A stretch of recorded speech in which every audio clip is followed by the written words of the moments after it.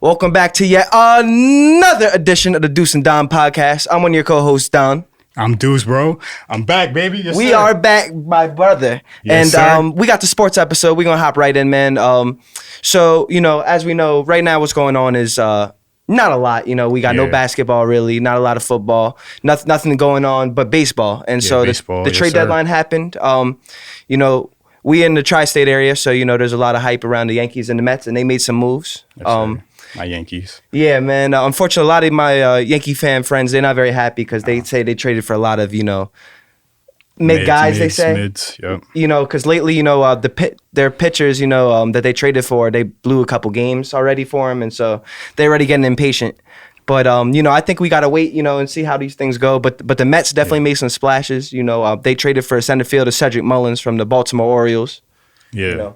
I mean, Yankees fans, we're used to championships and, greatness. So definitely. When you see, you're not up to standard, obviously you're going to be upset. But, since you've been to so many championships, you should have a little bit more patience, Right. If you're a rational fan, obviously you're going to have a lot of irrational fans, Right. Well, the thing about the Yankees is that they finally made the World Series last year for the first time in a while, but they lost, and so those fans, of course, like you said, they have high expectations, so, the patience, is paper thin, and, I'm sure they wanted to make bigger splashes, but the reality is, in the MLB, they have, these farm systems where these guys are young prospects that aren't in the MLB yet, they use those guys basically as draft picks to trade for things, and the reality is the Yankees farm system, they don't have the type of guys like, say the Houston Astros or the San Diego Padres have. Those teams, for example, have been making big splashes. And unfortunately, the biggest seller was my team, the Baltimore Orioles. We traded 9 of our guys away at the deadline. So most of them on one-year deals. But I think, though, the Mets actually had probably the best trade deadline, though, because they traded. So what's going on right now in baseball, what's trending is the fact that with these new rules, they basically, pitchers, they can only have a certain amount of time between pitches. And as a result, their arms are getting really, strained. Yeah. And as a result, they're getting Tommy John surgery. They're getting hurt like crazy. So nowadays, a lot like with the NBA, you want depth in your lineup. Yep. They want depth with their pitchers. So everybody's getting relievers. So the Mets been trading for tons of relief pitchers, and it's ridiculous the cost that they're going at nowadays. So it's definitely something to look at as the season goes on. Yeah, it makes sense. But yeah, in terms of the trade deadline, so, the Padres, the Astros, and the Mets, I'd say probably did the best job at the deadline in terms of the players they got. But, yeah, I think any more thoughts about baseball or the Yankees? Or I haven't really been tuned in, but I definitely do want to go to a baseball game. I remember my first baseball game was a Mets and Yankees game, I think 2007, man. That's fire. Yep. That's a great first game to go to. I think I still have the coin. That really? They gave out, but that was a long time ago, man. Hey, we'll have to display for the camera, man. We'll have Deuce and Don mementos, bro. Yeah. Get some memorabilia out here. But, I gotta find that shit. For sure, bro. So, luckily, it is August 3rd. So we had the NFL Hall of Fame game. Hell yeah. So the NFL season is approaching. So I'm going to do this right now. I'm going to ask you, who are your top 3 AFC teams right now entering the season currently? Bills, Bengals, Ravens. All right. Yeah. So you're leaving the Chiefs out of there? I mean, I'm sure they're going to be in the postseason. They might even end up freaking winning it again. Who knows? Of course. We never know with them, but right. Yeah. I think that's probably my top 4. Maybe I can see the Chargers doing something. I can see that too. I think Pittsburgh is going to be Pittsburgh. If Aaron Rodgers, yeah, it's all about him. I think you gotta protect him. They got DK Metcalf now, so yeah. That's true too. They got another receiver, I think, too, didn't they? I know Calvin Austin is their 3rd receiver. You know what? I'm actually do a quick Google on that real quick because I know the Steelers they've been making a lot of moves this offseason. That's your rival, so you gotta pay attention to them. For sure, definitely. You know what I mean? But in terms of their defense is still really good. They got Jalen Ramsey now. Yeah. I was shocked they gave up Minkah Fitzpatrick. They got Robert Woods also. You know what I mean? And but the thing was, what I thought of was that because when they first got Metcalf, they still had what's his face, George Pickens. Yeah. They still had him. So I was like, dang, now we got to deal with Pickens on one side and Metcalf on the other. Yeah. Just to find out that Pickens, he got traded to the Cowboys actually. Yep. So that's what I was thinking of. But now at least I don't got to deal with that. But I would say though, to answer my own question, I would go my top 3 teams. I'm obviously gonna go with my Ravens. You know, I ride or die with them. I still got to go with the Chiefs just because they get to the Super Bowl damn near every year, so you got to put them there. Yeah, that makes sense. And then I think Buffalo would have to be 3. I think the other teams you mentioned, I have nothing against them because I think they're all scary teams. It's still very early yet. Injuries happen. More signings and trades could happen. But I think those 3 though right now is like have the best like on roster on paper and coaches. But yeah, and the experience too. Right, but as we know, things change quickly, and by December, the teams we're talking about, we're like, whoa, maybe they won't be so good, but time will tell. Yeah, what about them Cowboys, man? Yeah, our camaraderie is crazy, bro. Because I was literally just about to segue to the Cowboys too. Yeah, I know, bro. So Micah Parsons is in the news. Since you are our Cowboys fan, we think it's confusing right now. Deuce's Cowboys fan status, But let's talk about it. Micah Parsons. How does the news strike you? Micah Parsons requesting a trade is just, I just feel like it's kind of poetic, in a way. Like, I don't feel like Jerry's going to trade him, but I feel like he knew. He bought in, and it's like you buy into Jerry, and it's like, all right, if he really, really likes you, if you're Des Bryant, if you're Troy Aikman, if you're Emmitt Smith, he'll pay you. Right. DeMarcus Lawrence, those guys, yeah, he'll pay you. But like, if he don't really value you that much, or he doesn't feel like you're going to help him win a championship, he's probably not going to pay you, or he's not going to pay you the money you think you're going to get. He did the same thing at Dak. Right. But my thing is this though. Absolutely. Micah Parsons is a guy that can absolutely help you win the championship. So for him to treat him like that, it's crazy. Exactly. That's the point. Like, because we haven't gotten a championship in a way, like I guess he feels like, is he ever going to help us get a championship? Right. But he's still one of the best, maybe the best edge rusher in the league. I agree with that. I think he's the best. You have to pay him. Like, if you're not going to pay him, who are you going to pay? Right. Other than the quarterback, an offensive lineman, I think edge rusher is right there. They paid Dak. Right. But the point you made though, because Jerry Jones has been very rough publicly on his players in terms when it's like time to get a new contract, and then what ends up happening is they end up signing, like with CeeDee Lamb, for example. He was very tough on him. He was very tough on Dak. And he was like, they're going to play under contract, and do their job. They haven't proven anything. It's kind of not necessarily that's the quote, but things of that nature. And then they eventually do get their deals. I think there might be some posturing going on. I wouldn't be surprised to see if Parsons gets his contract soon. I wouldn't be surprised. But at the same time, he requested a trade. This is not something that CeeDee Lamb or Dak did. They never requested a trade. So, they're either going to extend him or trade him. And if they do trade him, they're going to get a lot for him, But I would think if you're a Cowboys fan, you definitely want to hold on to Parsons. I mean, guys like that don't come around. I mean, there's a way that, like, if you think there's no hope, I guess. I mean, obviously CeeDee Lamb's still there, but if you trade Micah, like, is CeeDee going to want to stay there too? I think you might want to go.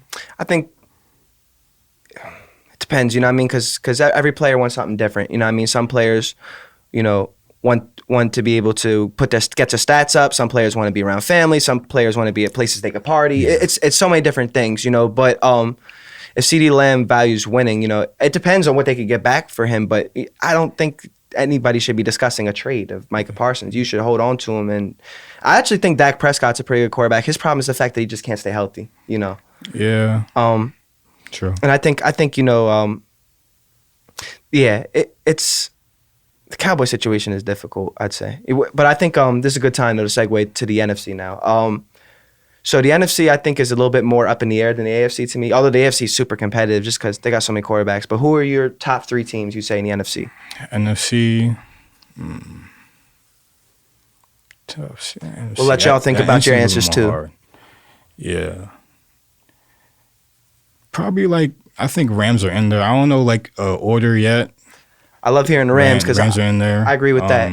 I think they're 3. I think. Why am I blanking on NFC teams, bro? So I'm gonna go Eagles 1 though, just because they won the Super Bowl. Yeah, Eagles. If Jalen can stay healthy, I mean they end up winning somehow. Right. Somehow, even if they lose their quarterbacks, but. Yeah, the Eagles have to be, obviously, since they've been back to back. Yeah. Well, 2 or 3 years, because I Yeah, believe the year before was the Niners, I think. Yeah, off year. Yeah, Niners got hurt a lot. I mean, I don't know necessarily. I'm not ready to say the Niners will bounce back because I don't really know the roster like that. But I do know Detroit's roster. I do know Philly's roster. Yeah. And the Rams, I think, it was between the Rams and the Commanders to me. You know, Jaden Daniels is still young, and he had a great year last year. I was proud to be kind of right on that. You know what I mean? but the Rams, though, they seem like they got like a really good roster together. You know, they got Devontae Adams now. You know, Stafford's been pretty reliable. I mean, they gave Philly a pretty good game in Philly last year for the playoffs. You know, so I like you throwing the Rams in there. Yeah. Atlanta is a sneaky team too for me. It's all about Penix. Yeah, if Penix can really take a leap this year, I feel like Bijan Robinson, man, that boy's nice. He's super tough. Drake London is nice too. They got a lot of good offensive players. Yeah. Kyle Pitts, if he could reach his potential too, we talk about him every year. Every single year, man. We just hope Kyle Pitts lives to his potential, and I just hope this year is the year because for sure can't take him in fantasy, but you know what I'm saying. Yeah, I hope for you, brother. Let's hope he's a late bloomer. You know what I mean? Yeah. You know. Now I would say so too. Right now, you know, it's still August 3rd, I should say. You know, we're gonna keep up with the NFL, you know, rosters and news and injuries as they happen, you know. But right now, I think it's a little too early to say Super Bowl picks, but I'm just gonna go, you know, Philly, Baltimore right now. You know, Philly, Baltimore. That's what I'm saying. Right now in August, you know, we're not gonna make it the official one, but this is just the August one. You know, I think we could like officially make our picks like I would like that right before the first week of the season. I know Jerry would love that. Jerry with the Philly, oh God, he would hate that. Let's just hope Micah Parsons don't get traded though, you know, if you're a Cowboys fan. But if not, you know, send him to Baltimore, you know. It's whatever at this point. Yeah. But NBA? Yeah, I think so. So in the news with basketball, man, there's been a lot of contract extensions, specifically two of probably do we want to say, we'll definitely say top 5. Top 5 at least. SGA top 5. and Luka? Yeah, I would say consensus they would be in the top 5. I feel like because the Lakers didn't do too much, I feel like, you know, SGA's probably one right now. Then I'll have Jokic. Yeah, Jokic, Luka, and then Giannis, right? Yeah. That fifth one is Embiid when he's healthy is pretty good, but he's never healthy, so not Embiid. Where do you have Bron? Bron's not top 5, and he's top 10 though. He's definitely top 10 still. Where do you got? Dang, it's hard not to put LeBron in top 5. Yeah, now, man. though. It's still, but then again, who else? Tyrese is hurt, so we can't count him. Halliburton's not top 5. He's not better than LeBron. Dang, you know what? We just came out with something completely different now, but now this is interesting because it's like, you know, I think SGA, Luka, Jokic, and Giannis are definitely in. Where do you have Cade Cunningham? Cade Cunningham, he ain't top 5. So who's in the top 5? I mean, Cade Cunningham. I told you 4 out of 5 of them, man. Because Cade Cunningham is too young to be in the top 5, man. I mean, I'm just saying he hasn't done enough to give me a top 5 status yet. Let me think, man. I'm looking at these rosters. Let's see who has the individual. Man, I might want to go with Embiid when he's healthy, bro.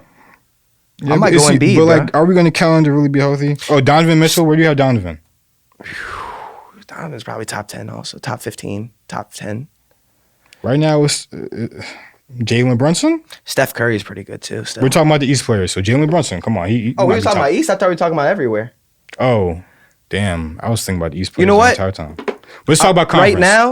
Right now, I'm gonna go with the same players I said. SGA, Jokic, okay, Giannis, Luka, and it's between Steph and Embiid, but I'm gonna go Steph because he stays healthier. I'm gonna go Steph because he stays healthier. 100% forgot but about LeBron's Steph. 7 to me. But Cade Cunningham's a little too young to be a top 5er right now. Now. He's top like 15. He's top 15. He's really good. Don't get me wrong though, and he will eventually be a top 5 player if he keeps it up and stays healthy, definitely. But yeah, back to the extensions. So SGA got a super paid, he's stupid rich now, and I think Luka got a 3-year, $165 million. Yeah. These guys, I mean. In 2028, he gets like $417 if he stays with the Lakers. Pardon me? If he stays till 2028, I think he gets like an extension for like $417. Yep. That's a lot of money. It's hella money, bro. You know, guys could say, you know, athletes are not, you know, we're getting paid this much, but at the end of the day, what are you going to do? Let them walk? Somebody else is going to pay him that much. And they bring asses in the seats and all these viewers, you know, they're worth every dollar to me. You know, putting their body on the line too. the game they play is that like if they were to leave the team, then they wouldn't get as much the money, the extension. That's how the deals work. Right. So like obviously chances are if you're SGA, if you're Luka, you know, a Giannis, you're gonna pay them, you know. Right. But like you're gonna try to get as much leverage your way to get you know, a deal as possible, as much as a deal as possible, you know. For sure, because like when people like, you know, I'm sure if the Suns or the Wizards knew, you know, how the Bradley Beal situation would turn out, you know, they wouldn't have given him that much money because it's like and no trade clause, no trade clause. Right, exactly that too. You know, what I mean, that's a big part too because then you know you can't move a guy, you know. But yeah, you know, that's what it is. If you're gonna give out a max extension, it's got to be for the right guy. SGA and Luka, no doubt, you know. It's a no-brainer to sign those guys back, you know, just because, like I said, they're top 5 talents. SGA just came off winning a ring. Yep. Luka, you know, 2 seasons ago was in the Western Conference Finals. You know, now he's in great shape and he's trying to. Hey, man, now Luka. I meant to tell you. No, not you. Actually, I meant to tell the world. When we were talking about the Lakers, the reason why I think the Lakers are not going to do well right now. It actually has nothing to do with Luka or LeBron or Ayton or any of that. It's really because of the fact that I don't think they have a lot of good athletes in their roster right now. Like I think they need more guys that can, you know, play defense, and fast breaks. You know what I mean? Get rebounds. You know, have that energy. You know what I mean? Really hustle and make things easier for Luka and LeBron. And right now the roster, they got a couple good players, but right now like they don't have like great athletes that'll really be able to defend and help, you know, make life easier for them. But you know. When you put Luka and LeBron together, they could figure out a way to play together. I mean, of course, the sky's the limit. You know, although LeBron's a bit older. But, exactly. How much time do they really have? But LeBron's going to probably play like... If anybody could play at that stage, it's him. You know what I mean? Like, I can see 5. I can see 5 more years. That would be insane. I can see 5 more years. How old is he right now? Like 41? 41, 40? I think so. Yeah, 40, I think. So I could see it. I mean, Brady played till he was 45, and football is a, you know, terribly physical sport compared to basketball. So 100%. Why not? Yeah, you know. But yeah, I don't think there's any. Do you think these guys aren't, you know, SGA and Luka? Do you think there's anything bad or like, you know, excessive about their contracts? No, the market always goes up. Like it's like right. I don't think people get too caught up in like, oh, this player is making too much money or like this player doesn't deserve this much money over this player. When you're the best player, you know, available to get the contract, chances are you're going to get the best contract at that moment. And then another person is going to come around next year or when their contract's up and they're going to get a higher contract than you. Then it's like, you know, that's how you kind of determine who's kind of like the best upper echelon of players in the NBA. Absolutely. Obviously. But like, you know, that's just how it goes, you know. It's just... The best superstars, they could work with any budget. Like LeBron, man. Like they were signing whoever next to him. He get to the Eastern Conference. You get to the finals every year. Some players take pay cuts. You know, sometimes when you're a championship team and like you take pay cuts to keep other players, that happens. But you know, it seems like your team, Miami and Boston, always are able to get those. Boston and Miami and Golden State. Those are the teams that are always able to get guys on pay cuts, just because their organization is so prestiged and you know they're going to do the right things. That the guys will come in there take a pay cut because most of those guys are there signing to win a championship. Yeah, those guys aren't there to party. You know what I mean? Yeah, that happens a lot in Miami. You can party in Miami and Boston and Golden State. Don't get me wrong, but. Yeah, Boston sometimes is really cold, but Miami. Yeah, it is definitely. Golden State 100%, man. That's dope. Miami's probably one of the best party cities in the U.S. Not that I know anything about it. I just heard these things. You know nothing about Miami?